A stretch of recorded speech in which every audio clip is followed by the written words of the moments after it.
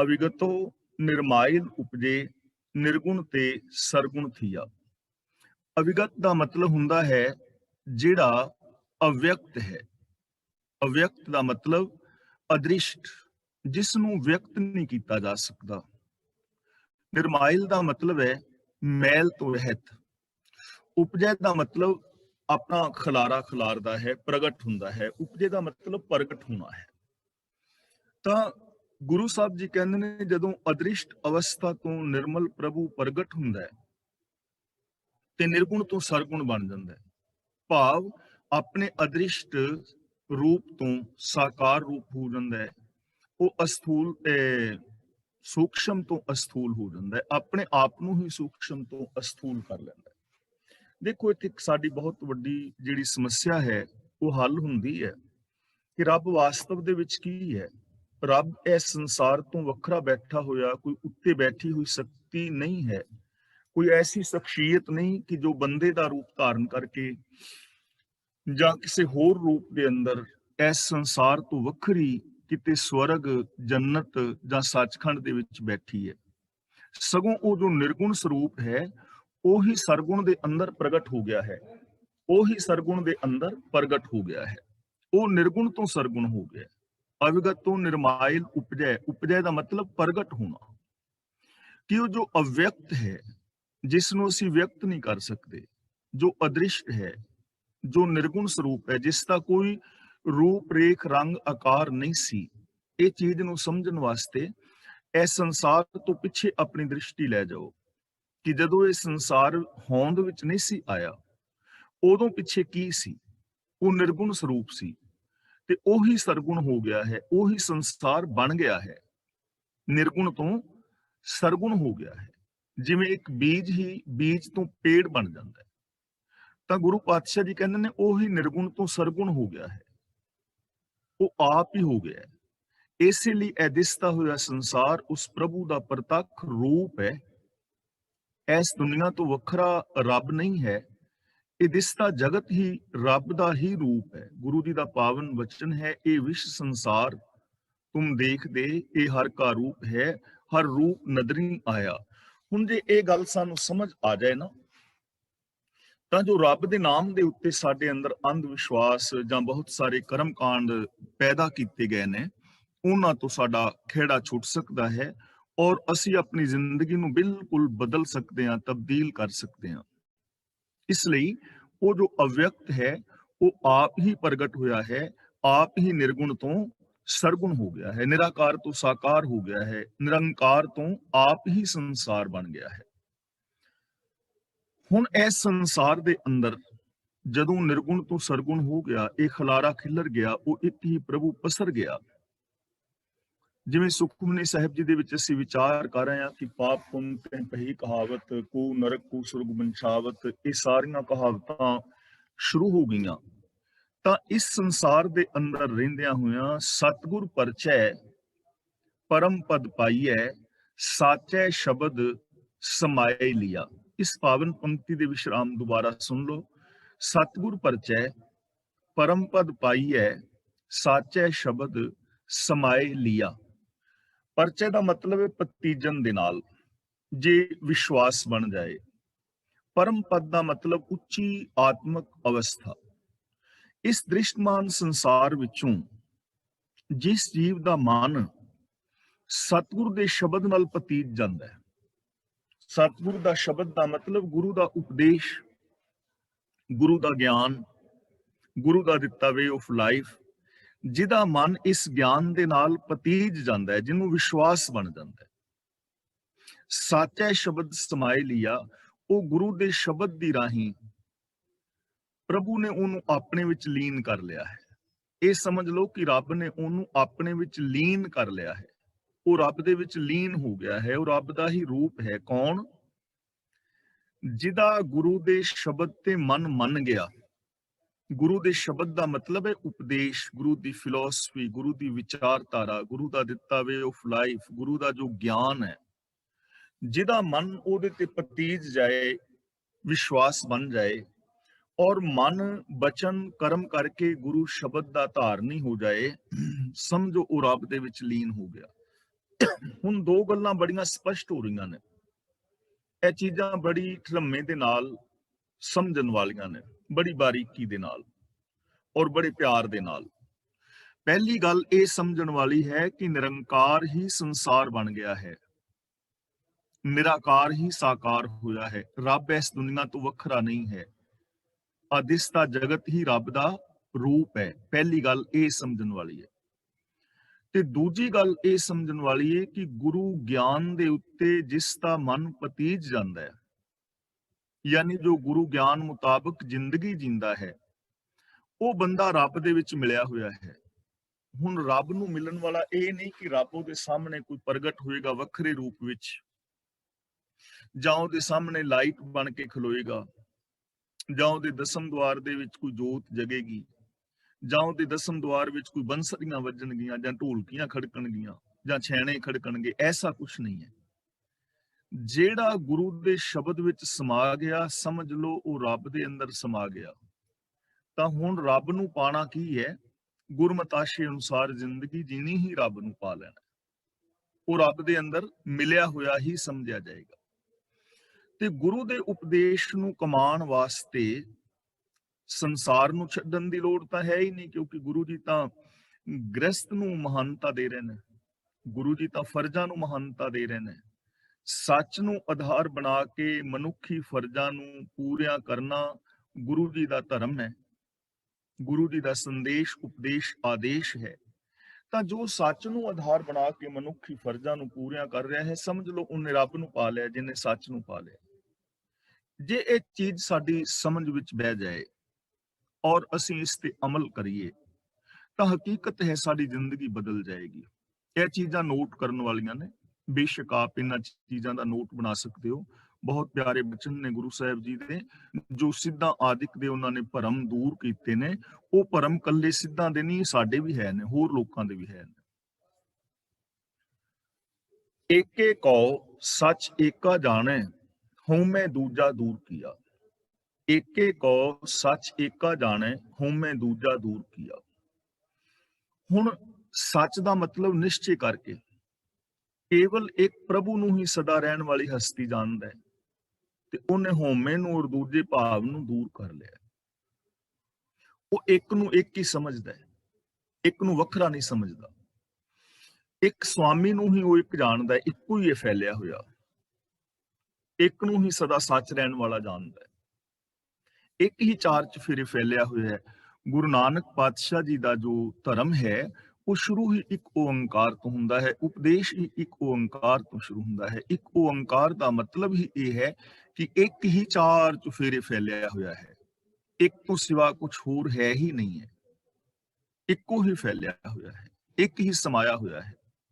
ਔਰ ਉਹ ਜੋ ਗੁਰੂ ਦੇ ਉਪਦੇਸ਼ ਮੁਤਾਬਕ ਜ਼ਿੰਦਗੀ ਜੀਣ ਵਾਲਾ ਹੈ ਨਾ, ਉਸ ਇੱਕ ਨੂੰ ਹੀ ਸੱਚ ਜਾਣਦਾ ਹੈ ਔਰ ਸਾਰੇ ਵਿਸ਼ਵ ਨੂੰ ਇੱਕ ਰੂਪ ਦੇ ਅੰਦਰ ਦੇਖਦਾ ਹੈ। ਦੇਖੋ ਇਹ ਚੀਜ਼ਾਂ ਅਸੀਂ ਪਹਿਲਾਂ ਵੀ ਕਲਾਸ ਵਿੱਚ ਵਿਚਾਰ ਚੁੱਕੇ ਹਾਂ ਕਿ ਜਿਸ ਦਿਨ ਬੰਦਾ ਇਸ ਇੱਕ ਨੂੰ ਸਮਝ ਲਵੇਗਾ, ਇੱਕ ਓੰਕਾਰ ਤੇ ਅਮਲ ਕਰੇਗਾ, ਉਸ ਦਿਨ ਇਹ ਜ਼ਿੰਦਗੀ, ਜੀਵਨ, ਸੰਸਾਰ ਬਦਲ ਜਾਏਗਾ। ਇੱਕ ਨੂੰ ਜਦੋਂ ਅਸੀਂ ਜਾਣਾਂਗੇ ਕਿ ਇੱਕ ਹੀ ਚਾਰ ਚੁਫੇਰੇ ਪਸਰਿਆ ਹੋਇਆ ਹੈ, ਤਾਂ ਫਿਰ ਸਾਨੂੰ ਆਦੇਸ਼ਾਂ ਦੀਆਂ ਸੀਮਾਵਾਂ ਵੱਖਰੀਆਂ ਵੱਖਰੀਆਂ ਰੱਖਣ ਦਾ ਕੋਈ ਅਧਿਕਾਰ ਨਹੀਂ ਰਹੇਗਾ।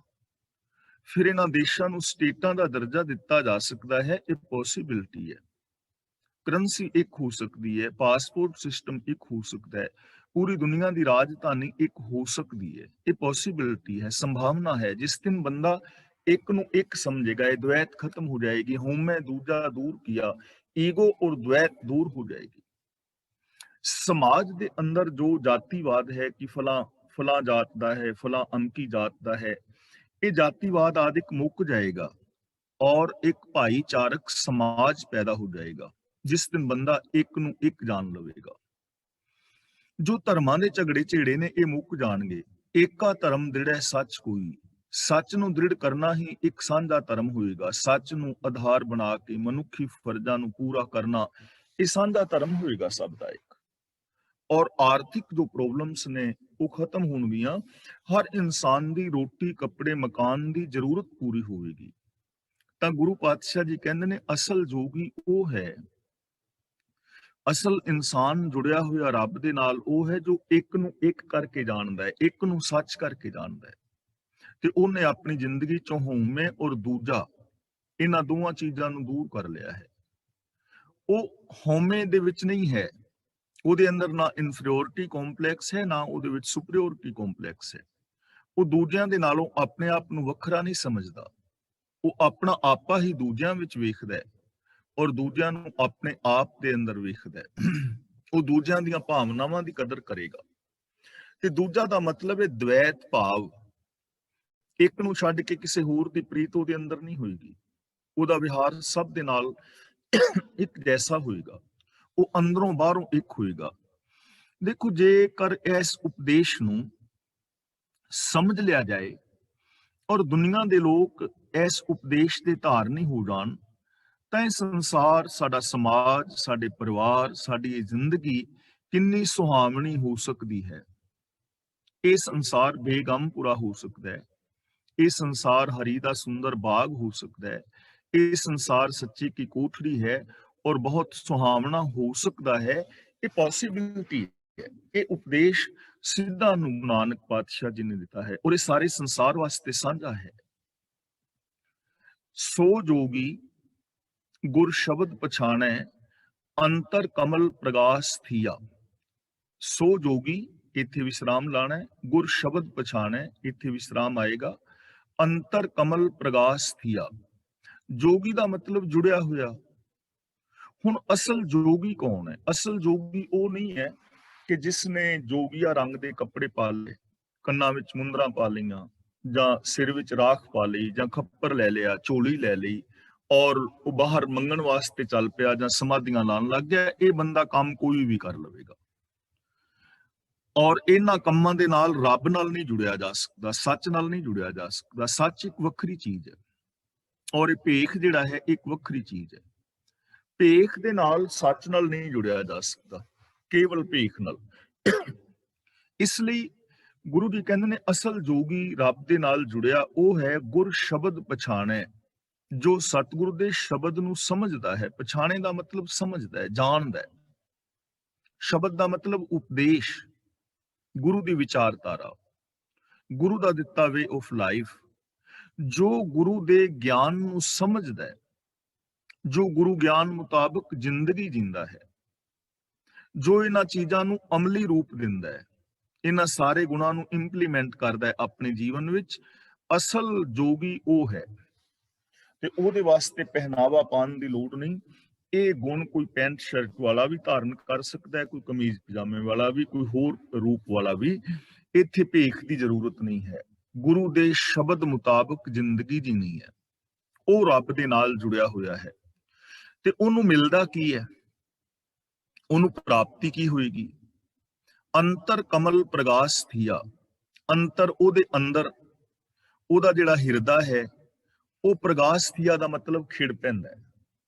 ਖਿੜਨ ਦਾ ਮਤਲਬ ਉਹਦੇ ਅੰਦਰ ਵਿਗਾਸਤਾ ਹੈ। ਉਹ ਉਦਾਸੀ ਦਾ ਸ਼ਿਕਾਰ ਨਹੀਂ ਹੈ, ਉਹ ਵਿਗਾਸਤਾ ਹੈ, ਉਹਦੇ ਅੰਦਰ ਚੜ੍ਹਦੀ ਕਲਾ ਹੈ, ਪੋਜ਼ਿਟਿਵ ਥਿੰਕਿੰਗ ਹੈ, ਉਹਦੇ ਅੰਦਰ ਸਕਾਰਾਤਮਕ ਸੋਚ ਹੈ। ਜੋ ਅਸੀਂ ਜਪਜੀ ਸਾਹਿਬ ਜੀ ਦੀ ਪਾਵਨ ਬਾਣੀ ਵਿੱਚ ਵਿਚਾਰ ਆਏ ਹਾਂ, ਨਾਨਕ ਭਗਤਾਂ ਸਦਾ ਵਿਗਾਸ, ਸੁਣਿਆ ਦੁਖ ਪਾਪ ਕਾ ਨਾਸ। ਜੋ ਰੱਬ ਦੇ ਪਿਆਰੇ ਨੇ, ਜਿਨ੍ਹਾਂ ਨੇ ਆਪਣੀ ਸੁਰਤ ਨੂੰ ਸੱਚ ਦੇ ਨਾਲ ਜੋੜਿਆ, ਉਹਨਾਂ ਦੇ ਅੰਦਰ ਹਮੇਸ਼ਾ ਵਿਗਾਸਤਾ ਹੈ। ਉਹ ਹਰ ਸਿਚੁਏਸ਼ਨ ਦੇ ਅੰਦਰ ਖੁਸ਼ ਨੇ, ਪ੍ਰਸੰਨ ਨੇ, ਚੜ੍ਹਦੀ ਕਲਾ ਵਿੱਚ ਨੇ। ਤਾਂ ਅਸੀਂ ਇਹ ਕਹਿ ਸਕਦੇ ਹਾਂ ਕਿ ਜੋ ਇਨਸਾਨ ਚਾਹੁੰਦਾ ਹੈ ਕਿ ਮੈਨੂੰ ਹਮੇਸ਼ਾ ਖੁਸ਼ੀ ਮਿਲੇ, ਮੈਂ ਚੜ੍ਹਦੀ ਕਲਾ ਵਿੱਚ ਵਿਚਰਾਂ, ਤਾਂ ਉਹਦੇ ਵਾਸਤੇ ਇੱਕ ਹੀ ਸਾਧਨ ਹੈ, ਗੁਰੂ ਦੇ ਸ਼ਬਦ, ਗੁਰੂ ਗਿਆਨ ਦੇ ਉੱਤੇ ਅਮਲ ਕਰਨਾ ਔਰ ਗੁਰਬਾਣੀ ਵਾਲੀ ਜ਼ਿੰਦਗੀ ਜੀਣੀ। ਜੀਵਤ ਮਰੈ ਤਾਂ ਸਭ ਕਿਛ ਸੂਝੈ, ਅੰਤਰ ਜਾਣੈ ਸਰਬ ਦਇਆ। ਇਸ ਪਾਵਨ ਪੰਕਤੀ ਦੇ ਵਿਸ਼ਰਾਮ ਦੁਬਾਰਾ ਸੁਣ ਲਓ। ਜੀਵਤ ਮਰੈ ਤਾਂ ਸਭ ਕਿਛ ਸੂਝੈ, ਅੰਤਰ ਜਾਣੈ ਸਰਬ ਦਇਆ।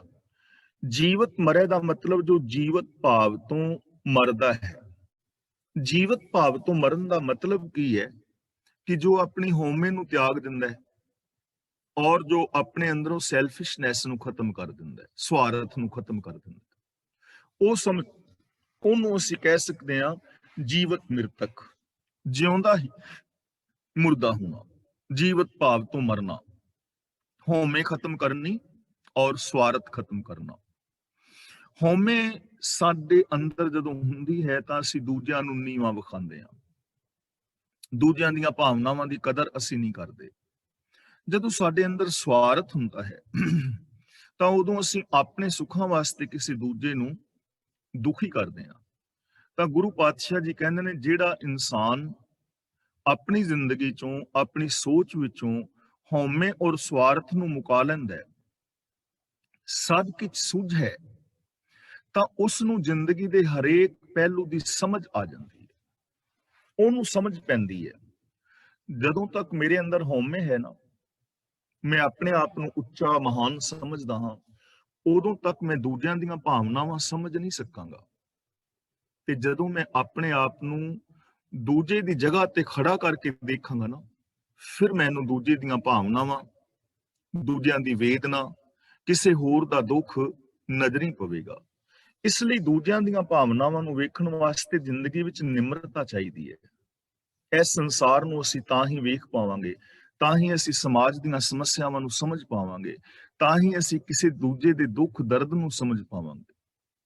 ਅੰਤਰ ਜਾਣੈ ਸਰਬ ਦਇਆ। ਅੰਤਰ ਜਾਣੇ ਦਾ ਮਤਲਬ ਉਹ ਆਪਣੇ ਅੰਦਰ ਸਾਰੇ ਪ੍ਰਭੂ ਨੂੰ ਸਮਝਦਾ ਹੈ, ਉਹਨੂੰ ਹਰੇਕ ਚੀਜ਼ ਦੀ ਸਮਝ ਆ ਜਾਂਦੀ ਹੈ, ਔਰ ਸਾਰੇ ਜੀਵਾਂ ਦੇ ਉੱਤੇ ਦਇਆ ਕਰਨ ਦਾ ਅਸੂਲ ਉਹ ਆਪਣੇ ਅੰਦਰ ਟਿਕਾ ਲੈਂਦਾ ਹੈ। ਅੰਤਰ ਜਾਣੈ ਸਰਬ ਦਇਆ, ਸਾਰੇ ਜੀਵਾਂ ਦੇ ਉੱਤੇ ਦਇਆ ਕਰਨ ਵਾਲਾ ਅਸੂਲ ਉਹ ਆਪਣੇ ਅੰਦਰ ਵਸਾ ਲੈਂਦਾ ਹੈ, ਅੰਦਰ ਜਾਣਦਾ ਹੈ, ਅੰਦਰ ਵਸਾ ਲੈਂਦਾ ਹੈ। ਕਿਹਦੇ ਅੰਦਰ ਇਹ ਅਸੂਲ ਵਸੇਗਾ? ਸਾਰਿਆਂ ਦੇ ਉੱਤੇ ਦਇਆ ਕਰਨਾ, ਜਿਸ ਇਨਸਾਨ ਨੂੰ ਸਹਿਯੋਗ ਦੀ ਲੋੜ ਹੈ ਉਹਨੂੰ ਸਹਿਯੋਗ ਦੇਣਾ, ਕਿਸੇ ਦੁਖੀ ਇਨਸਾਨ ਦਾ ਸਹਿਯੋਗ ਕਰਨਾ, ਜੇ ਕੋਈ ਮਾਨਸਿਕ ਤੌਰ ਤੇ ਪਰੇਸ਼ਾਨ ਹੈ ਉਹਨੂੰ ਪਿਆਰ ਦੇਣਾ, ਉਹਨੂੰ ਮਾਨਸਿਕ ਸਪੋਰਟ ਕਰਨੀ ਉਹਦੀ, ਜੇ ਕੋਈ ਫਾਈਨੈਂਸ਼ੀਅਲੀ ਪ੍ਰੋਬਲਮ ਵਿੱਚ ਹੈ ਤਾਂ ਉਹਦਾ ਜੇ ਉਹ ਸਹਿਯੋਗ ਕਰ ਸਕਦਾ ਹੈ ਤਾਂ ਕਰਨਾ, ਯਾਨੀ ਦਇਆ ਕਰਨੀ, ਸੇਵਾ ਕਰਨੀ। ਇਸ ਅਸੂਲ ਨੂੰ ਉਹ ਆਪਣੇ ਅੰਦਰ ਵਸਾ ਲੈਂਦਾ ਹੈ। ਕੌਣ? ਜਿਹੜਾ ਜੀਵਤ ਭਾਵ ਤੋਂ ਮਰਦਾ ਹੈ, ਜੋ ਆਪਣੀ ਈਗੋ ਨੂੰ ਦੂਰ ਕਰ ਲੈਂਦਾ ਹੈ ਔਰ ਜੋ ਆਪਣੇ ਅੰਦਰੋਂ ਸਵਾਰਥ ਮੁਕਾ ਲੈਂਦਾ ਹੈ। ਉਹ ਇਨਸਾਨ ਆਪਣੇ ਅੰਦਰ ਸਾਰਿਆਂ ਵਾਸਤੇ ਦਇਆ ਦੇ ਭਾਵ ਨੂੰ ਟਿਕਾ ਲਵੇਗਾ ਤੇ ਅਸਲੀ ਜੋਗੀ ਉਹ ਹੈ। ਉਹ ਰੱਬ ਦੇ ਨਾਲ ਜੁੜਿਆ ਹੋਇਆ ਹੋ ਸਕਦਾ ਹੈ, ਬਾਕੀ ਪਹਿਨਾਵੇ ਦਾ ਨਾਮ ਨਹੀਂ ਹੈ। ਹੁਣ ਜੋਗੀ ਜੋ ਨੇ ਉਹ ਤੇ ਸੰਸਾਰ ਦਾ ਤਿਆਗ ਹੀ ਕਰ ਗਏ, ਉਹਨਾਂ ਨੇ ਤੇ ਸਮਾਜ ਦੇ ਅੰਦਰ ਆਪਣੇ ਮਾਂ-ਬਾਪ, ਭੈਣ ਭਰਾਵਾਂ ਦੇ ਫਰਜ਼ ਨੂੰ ਵੀ ਪੂਰਾ ਨਹੀਂ ਕੀਤਾ, ਔਰ ਉਹ ਸਗੋਂ ਸਮਾਜ ਦੇ ਉੱਤੇ ਵਜਨ ਬਣ ਗਏ। ਉਹਨਾਂ ਸਿੱਧਾਂ ਦੇ ਕੋਲ ਬੇਸ਼ੱਕ ਕਿੰਨਾ ਵੀ ਗਿਆਨ ਹੋਵੇ, ਉਸ ਗਿਆਨ ਦਾ ਫਾਇਦਾ ਕੀ ਹੈ? ਉਹਨਾਂ ਸਮਾਧੀਆਂ ਦਾ ਲਾਭ ਕੀ ਹੈ ਜੋ ਕਿਸੇ ਦੀ ਸੇਵਾ ਨਹੀਂ ਕਰ ਪਾਉਂਦਾ, ਜਿਸ ਦੇ ਅੰਦਰ ਦਇਆ ਨਹੀਂ, ਜਿਸ ਦੇ ਅੰਦਰ ਪਿਆਰ ਨਹੀਂ, ਜੋ ਗੁਰੂ ਦੇ ਆਸ਼ੇ ਮੁਤਾਬਕ ਜ਼ਿੰਦਗੀ ਨਹੀਂ ਜੀ ਰਿਹਾ। ਤੇ ਇਹਨੂੰ ਜਦੋਂ ਤੁਸੀਂ ਅੱਜ ਦੇ ਸੰਦਰਭ ਵਿੱਚ ਵੇਖੋਗੇ ਨਾ, ਉਦੋਂ ਸਿੱਧ ਪੀਰ ਸਨ, ਜੋਗੀ ਸਨ, ਉਹ ਵਿਚਰ ਰਹੇ ਸਨ ਜੰਗਲਾਂ ਦੇ ਅੰਦਰ, ਲੇਕਿਨ ਅੱਜ ਬਹੁਤ ਸਾਰੇ ਸਾਧੂ ਬਾਬਿਆਂ ਨੇ ਆਪਣੇ ਪੱਕੇ ਹੀ ਡੇਰੇ ਬਣਾ ਲੈਣੇ। ਸੇਮ ਕੰਡੀਸ਼ਨ ਹੈ। ਇਹਨਾਂ ਚੀਜ਼ਾਂ ਨੂੰ ਸਮਝਣ ਦੀ ਜ਼ਰੂਰਤ ਹੈ, ਕਿਉਂਕਿ ਗੁਰੂ ਸਾਹਿਬ ਜੀ ਨੇ ਇਹਨਾਂ ਚੀਜ਼ਾਂ ਦਾ ਖੰਡਨ ਕੀਤਾ ਹੈ। ਨਾਨਕ ਤਾਕੋ ਮਿਲੇ ਵਡਾਈ, ਆਪ ਪਛਾਣੇ ਸਰਬ ਜੀਆਂ। ਹੁਣ ਗੁਰੂ ਜੀ ਕਹਿੰਦੇ ਨੇ, ਹੇ ਨਾਨਕ, ਉਸ ਮਨੁੱਖ ਨੂੰ ਇੱਜ਼ਤ ਮਿਲਦੀ ਹੈ, ਇਹਨੂੰ ਇੱਜ਼ਤ ਮਿਲਦੀ ਹੈ, ਆਪ ਪਛਾਣੇ ਸਰਬ ਜੀਆਂ, ਜੋ ਸਾਰੇ ਜੀਆਂ ਦੇ ਵਿੱਚ ਆਪਣੇ ਆਪੇ ਨੂੰ ਵੇਖਦਾ ਹੈ, ਜੋ ਸਾਰੇ ਜੀਆਂ ਵਿੱਚ ਆਪਣੇ ਆਪੇ ਨੂੰ ਵੇਖਦਾ ਹੈ, ਉਹਨੂੰ ਇੱਜ਼ਤ ਮਿਲਦੀ ਹੈ। ਹੁਣ ਆਮ ਜੋ ਅਸੀਂ ਇਸ ਦੁਨੀਆ ਵਿੱਚ ਜੋ ਬਹੁਤਾਤ ਗਿਣਤੀ ਹੈ ਨਾ, ਬੰਦੇ ਦੀ ਪ੍ਰੋਬਲਮ ਕੀ ਹੈ ਕਿ ਉਹ ਆਪਣੇ ਆਪ ਨੂੰ ਦੂਜੇ ਦੇ ਅੰਦਰ ਵੇਖਦਾ ਨਹੀਂ। ਅਸੀਂ ਆਪਣੇ ਐਂਗਲ ਤੋਂ ਦੇਖਦੇ ਹਾਂ ਹਰ ਇੱਕ ਨੂੰ। ਇਸੇ ਕਰਕੇ ਸਾਡੇ ਵਾਦ ਵਿਵਾਦ ਨੇ, ਇਸੇ ਕਰਕੇ ਸਾਡੇ ਅੰਦਰ ਮੇਰ ਤੇਰ ਦੇ ਵਿਤਕਰੇ ਨੇ। ਹੁਣ ਇਹ ਚੀਜ਼ ਨਾ ਸਮਝਣ ਵਾਲੀ ਹੈ। ਆਪ ਪਛਾਣੇ ਸਰਬ ਜੀਆਂ, ਆਪਣੇ ਆਪ ਨੂੰ ਦੂਜੇ ਦੇ ਵਿੱਚ ਵੇਖ, ਇਹਦਾ ਮਤਲਬ ਪਹਿਲੀ ਗੱਲ ਤਾਂ ਇਹ ਹੈ ਕਿ ਜਿਹੜੇ ਸੁੱਖ, ਜੋ ਇੱਜ਼ਤ ਮਾਣ ਮੈਂ ਆਪਣੇ ਵਾਸਤੇ ਚਾਹੁੰਦਾ ਹਾਂ, ਉਹ ਇੱਜ਼ਤ ਮਾਣ ਔਰ ਸੁੱਖ ਦੂਜਿਆਂ ਨੂੰ ਵੀ ਮਿਲਣਾ ਚਾਹੀਦਾ ਹੈ। ਉਹ ਇੱਜ਼ਤ ਮਾਣ ਸੁੱਖ ਦੂਜਿਆਂ ਨੂੰ ਵੀ ਮਿਲਣਾ ਚਾਹੀਦਾ ਹੈ, ਉਹ ਇਹੋ ਜੀ ਸੋਚ ਰੱਖੇਗਾ। ਤੇ ਐਸੀ ਸੋਚ ਇਸ ਦੁਨੀਆ ਦੇ ਵਿੱਚ ਕਿੰਨੀ ਕਿ ਅਸੀਂ ਜੇ ਪਰਿਵਾਰਾਂ ਦੇ ਵਿੱਚ ਇਸ ਚੀਜ਼ ਨੂੰ ਲਾਗੂ ਕਰੀਏ ਨਾ, ਤਾਂ ਸਾਡੇ ਪਰਿਵਾਰ ਸਵਰਗ ਹੋ ਸਕਦੇ ਨੇ। ਮੰਨ ਲਓ ਮੈਂ ਹਾਂ ਤੇ ਮੈਂ ਚਾਹੁੰਦਾ ਹਾਂ ਕਿ ਪਰਿਵਾਰ ਵਾਲੇ ਸਾਰੇ ਮੈਂਬਰ ਜਿਹੜੇ ਨੇ ਉਹ ਮੇਰੀ ਇੱਜ਼ਤ ਕਰਨ, ਮੈਨੂੰ ਮਾਣ ਆਦਰ ਦੇਣ, ਤਾਂ ਫਿਰ ਮੈਂ ਆਪਣੇ ਆਪ ਨੂੰ ਉਹਨਾਂ ਵਿੱਚ ਪਛਾਣਾ। ਤਾਂ ਇਹਦਾ ਮਤਲਬ ਇਹ ਹੋਏਗਾ ਕਿ ਜਿਹੜੀ ਇੱਜ਼ਤ ਮਾਣ ਮੈਂ ਆਪਣੇ ਪਰਿਵਾਰ ਤੋਂ, ਬੱਚਿਆਂ ਤੋਂ, ਪਤਨੀ ਤੋਂ, ਨੂੰਹ ਤੋਂ, ਪੋਤਰੀ ਤੋਂ ਚਾਹੁੰਦਾ ਹਾਂ, ਮੈਂ ਉਹਨਾਂ ਨੂੰ ਵੀ ਉਹ ਇੱਜ਼ਤ ਮਾਣ ਸਤਿਕਾਰ ਦਿਆਂ। ਮੈਂ ਇਹ ਚੀਜ਼ ਵੇਖਾਂ ਕਿ ਉਹਨਾਂ ਦੇ ਅੰਦਰ ਵੀ ਇਹੀ ਦਿਲ ਹੈ, ਉਹਨਾਂ ਦੇ ਅੰਦਰ ਵੀ ਇਹ ਦਿਮਾਗ ਹੈ, ਉਹਨਾਂ ਦੇ ਅੰਦਰ ਵੀ ਇਹ ਭਾਵਨਾਵਾਂ ਨੇ, ਮੈਂ ਉਹਨਾਂ ਦੀਆਂ ਭਾਵਨਾਵਾਂ ਨੂੰ ਠੇਸ ਨਹੀਂ ਪਹੁੰਚਾਵਾਂਗਾ। ਤੇ ਜੇ ਇਸੇ ਤਰ੍ਹਾਂ ਮੇਰੇ ਪਰਿਵਾਰ ਦੇ ਮੈਂਬਰ ਸਮਝਣ ਕਿ ਜੋ ਅਸੀਂ ਪਿਤਾ ਤੋਂ ਚਾਹੁੰਦੇ ਹਾਂ ਵੀ ਅਸੀਂ ਵੀ ਉਸੇ ਤਰ੍ਹਾਂ ਕਰੀਏ, ਵੀ ਉਹਦੇ ਅੰਦਰ ਵੀ ਉਹੀ ਦਿਲ ਹੈ, ਤਾਂ ਦੇਖੋ ਪਰਿਵਾਰ ਕਿੰਨਾ ਸੁਹਾਵਣਾ ਹੋ ਜਾਏਗਾ। ਤੇ ਜੇ ਸਮਾਜ ਦੇ ਅੰਦਰ ਹਰ ਬੰਦਾ ਇਹ ਸੋਚੇ ਕਿ ਜੋ ਮੈਂ ਸਮਾਜ ਕੋਲੋਂ ਆਪਣੇ ਵਾਸਤੇ ਚਾਹੁੰਦਾ ਹਾਂ, ਸੁਖ, ਆਰਾਮ, ਇੱਜ਼ਤ, ਪਿਆਰ, ਤਾਂ ਇਹਨਾਂ ਲੋਕਾਂ ਦੇ ਵਿੱਚ ਵੀ ਉਹੀ ਦਿਲ ਹੈ, ਇਹਨਾਂ ਦੇ ਵਿੱਚ ਵੀ ਉਹੀ ਭਾਵਨਾ ਹੈ, ਇਹਨਾਂ ਵਿੱਚ ਵੀ ਉਹੀ ਪ੍ਰਭੂ ਦੀ ਜੋਤ ਹੈ, ਮੈਂ ਇਹਨਾਂ ਨੂੰ ਵੀ ਉਹ ਮਾਣ, ਆਦਰ ਔਰ ਸਤਿਕਾਰ ਦਿਆਂ। ਜਦੋਂ ਇਹ ਭਾਵਨਾ ਹੋ ਜਾਏਗੀ ਤਾਂ ਫਿਰ ਮਾਣ, ਆਦਰ, ਸਤਿਕਾਰ ਮਿਲੇਗਾ, ਤਾਂ ਇਹ ਸਮਾਜ ਜਿਹੜਾ ਹੈ ਬਦਲ ਜਾਏਗਾ। ਪਹਿਲੀ ਗੱਲ ਇਹ।